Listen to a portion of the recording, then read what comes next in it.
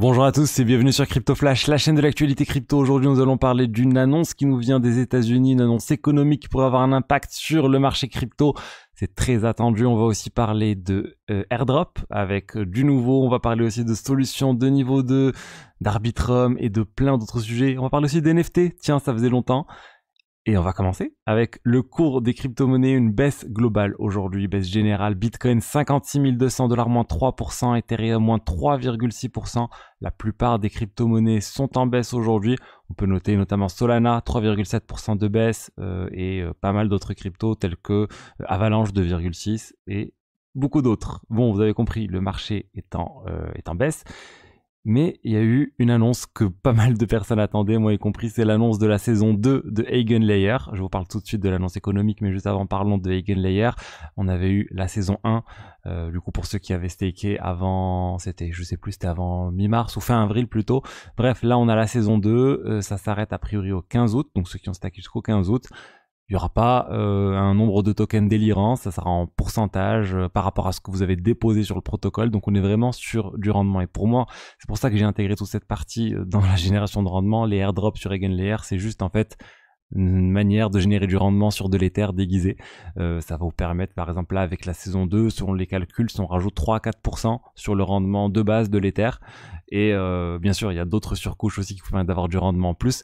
Mais voilà, ça donne une idée un peu de ce qui va arriver pour Eigenlayer. Le checker et le claim, on devrait pouvoir obtenir ces tokens d'ici le 17 septembre, mais on n'a toujours pas d'informations sur la transférabilité des tokens Eigen. Ça devrait arriver, la cible c'était fin septembre, je rappelle, pour ceux qui ne le savent pas.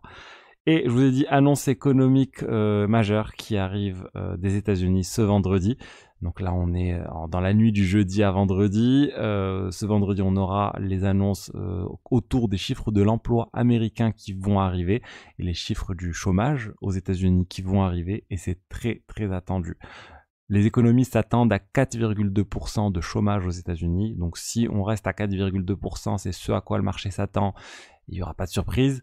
Si on passe au-dessus, un chômage au-dessus de 4,2, par exemple 4,3%, là, ça serait vraiment plus que ce qui est attendu. Et en fait, la Fed devrait ajuster les taux directeurs en fonction de ça. Donc si on reste sur un chômage à 4,2%, de grandes chances qu'on ait 0,25% de baisse en mi-septembre de la part de la Fed. Si on a 4,3%, de grandes chances qu'on passe à 0,5% de baisse. Et vous me direz pourquoi c'est important, parce que c'est vraiment des circonstances économiques qui vont inquiéter les gens, qui vont inquiéter le marché. Si on a un chômage trop important, ça va faire craindre une récession au niveau de l'économie américaine, et clairement les marchés ne veulent pas d'une récession. Mais les marchés, ce qu'ils veulent aussi, c'est contradictoire un peu par rapport à ça, c'est que s'il y a aussi une baisse des taux directeurs importante, c'est très attendu par les marchés. Donc l'idée, c'est vraiment, c'est tout le travail de la SEC, c'est d'un peu de jongler entre les taux directeurs, le chômage et l'économie américaine pour maintenir cet équilibre et revenir à des taux d'intérêt bas, relancer l'économie américaine et échapper à la récession. Mais bon, disons que 0,5% de baisse des taux directeurs en septembre par exemple, et dans le meilleur des cas en octobre et encore une fois en novembre, ça serait juste très très bon pour moi, pour l'économie, si on constate qu'il n'y a pas non plus un chômage qui est en train d'augmenter fortement. Donc c'est pour ça que le marché va suivre tout ça avec grand intérêt. Le meilleur scénario pour moi, ça serait de rester autour des 4,2%, que la Fed commence à baisser les taux doucement, 0,25, 0,25, 0,25, et que ça continue comme ça sur l'année 2025. Ça serait la meilleure des choses pour venir relancer les marchés, le SP500, les marchés crypto et un peu tout ça, parce que c'est vraiment très important de repasser dans un monde avec des taux d'intérêt le plus bas possible. On n'atteindra sûrement pas les 0% à peu près qu'on avait pendant un certain temps, mais voilà, disons repasser autour de 2%, 3%, ça serait quand même très très bien pour le marché, pour les actifs risqués tels que les cryptos. Parlons maintenant de nouvelles solutions de niveau 2, vraiment, et on en a plein qui se lancent. Et là, c'est un très très gros projet de finance décentralisée, Synthetix, l'un des projets historiques de DeFi, qui se lance dans les solutions de niveau 2. Ils lancent leur Snax Chain. Ça doit encore être accepté par les votes de la communauté, etc. Mais pour moi, il n'y a pas de doute, ça va passer. Ils vont lancer ce Snax Chain, ça va se faire dans l'écosystème Optimism avec la Superchain, vous savez, cette constellation de blockchain. On retrouve Base, on retrouve Zora et un certain nombre d'autres blockchains qui font partie de l'écosystème Optimism parce qu'il y a un partage de revenus avec Optimism. C'est en fonction du chiffre d'affaires généré par la blockchain ou des bénéfices. En général, c'est 15% des bénéfices. Base reverse ainsi une grosse partie de ses bénéfices, enfin une grosse partie, 15% de ses bénéfices à Optimism. Donc tous ces blockchains qui sont en train de se créer sur la superchain, ça profite en fait au token Optimism, au token OP. Donc la Stackchain, ça va être quoi? Ça va être une blockchain plus pour tout ce qui est autour de la gouvernance du projet Optimism, donc les divers votes et l'ensemble de tout ce qui est annexe, on va dire, au protocole va tourner sur cette Stackchain. C'est une AppChain, donc ça sera vraiment spécifique et on va dire orienté pour être le plus adapté possible aux besoins du projet de Synthetix.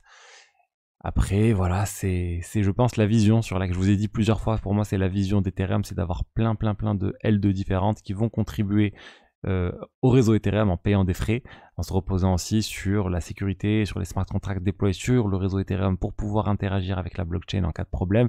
C'est là d'où vient cette sécurité héritée par les solutions de niveau 2. Et on va rester sur les L2, vraiment plein d'infos sur le sujet. Cette fois, c'est Arbitrum qui vient de lancer sa mise à jour Stylus. C'est une mise à jour qui permet désormais de déployer des smart contracts sur Arbitrum qui ont été codés en autre chose que du Solidity. Donc on parle de Rust, on parle de C, on parle de C++, donc les langages compatibles WebAssembly. C'est quelque chose qui devrait permettre à plein de développeurs qui ne s'y connaissent pas en Solidity de se lancer sur la blockchain pour pouvoir développer dans ces langages de programmation, on va dire, avec lesquels ils sont plus à l'aise. Mais honnêtement, l'outillage n'est pas encore disponible sur ces langages-là. Comme il est sur Solidity, on a plein de librairies, plein de codes qui sont déjà disponibles qu'on peut copier, coller, adapter. Sur ces langages-là, c'est bien plus compliqué. Mais voilà, petit à petit, on va voir si les développeurs, ça va leur plaire et qu'ils vont préférer développer des smart contracts en C++ qu'en Solidity. Moi, ma vision quand même, c'est que Solidity va rester leader sur le marché, comme les JavaScript, on va dire, sur pas mal de frameworks, d'options actuellement. C'est quand même un langage qui est pas mal utilisé.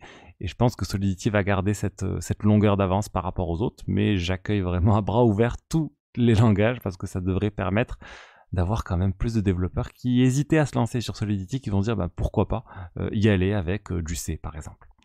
Et je vous ai dit, les NFT, ça faisait un moment qu'on n'avait pas parlé. Je voulais vous parler d'un gros projet NFT, c'est CryptoKitties, l'un des premiers projets NFT qui se sont lancés avec ces chats qu'on faisait évoluer. Ils ont lancé un open mint il y a fin août, discrètement, vraiment. Ce mint, c'était pour des eggs, donc des œufs. Ça coûtait $20 à peine pour les minter. On peut le voir ici sur OpenSea, c'était $20 pour minter, c'était 0,008 Ether. Ça s'est passé du 31 août au 1er septembre. Vraiment, j'en avais pas du tout entendu parler. Il y a à peine 3000 items qui ont été créés. Et là, ça a décollé. Le prix plancher a vraiment fortement augmenté. On est monté même à 0,3 Ether de floor price. Finalement, on est juste à 0,18. Donc 0,18, ça fait quand même autour de $300 alors qu'on était à $20 pour le mint. La seule limite, c'était un token par mint, mais rien n'empêchait les gens d'aller sur plusieurs wallets pour minter d'autres tokens. Et voilà, ça montre en fait qu'il y a toujours des opportunités sur le marché NFT, mais c'est compliqué de trouver les bonnes opportunités. Donc voilà, moi je vous l'ai déjà dit, je me suis un peu éloigné des NFT depuis quelques temps, depuis le mint Otherside pour ceux qui s'en souviennent. Ça m'avait un peu dégoûté et là je me suis recentré depuis sur la finance décentralisée, etc. Mais je suis toujours tout ce qui se passe autour des NFT. Je pense qu'il va finir par y avoir quelque chose de très intéressant qui va ressortir un peu de tout ça, mais pour l'instant je n'ai pas trouvé, on va dire, le projet qui me plaît particulièrement, sur lequel je vais rentrer parce que j'ai une conviction très forte sur l'avenir de ce projet, mais je suis sûr qu'il y a des choses qui se font actuellement sur les NFT, même si le prix plancher de plein de collections ont énormément diminué, tels que les Bored Ape Yacht Club, c'est assez Bored Ape, ouais c'est ça, les Bored Ape, ça a énormément diminué par rapport à d'autres projets qui étaient très bas. Par exemple là on a quasiment les Pudgy Penguins qui sont au niveau des Bored Ape. C'était complètement hallucinant quand on avait les Bored Ape à $400 000 d'imaginer ça un jour. Enfin bon, bref, tout ça pour dire, le marché NFT continue, il y a toujours des opportunités qu'il faut savoir prendre pour ceux qui veulent passer du temps à trouver les bons projets. Voilà ce que je voulais vous dire aujourd'hui sur les diverses actualités. J'espère que le contenu vous a plu. Si c'est le cas, n'hésitez pas à liker, commenter, vous abonner. Je vous dis à demain pour la suite. Allez, au revoir, ciao ciao.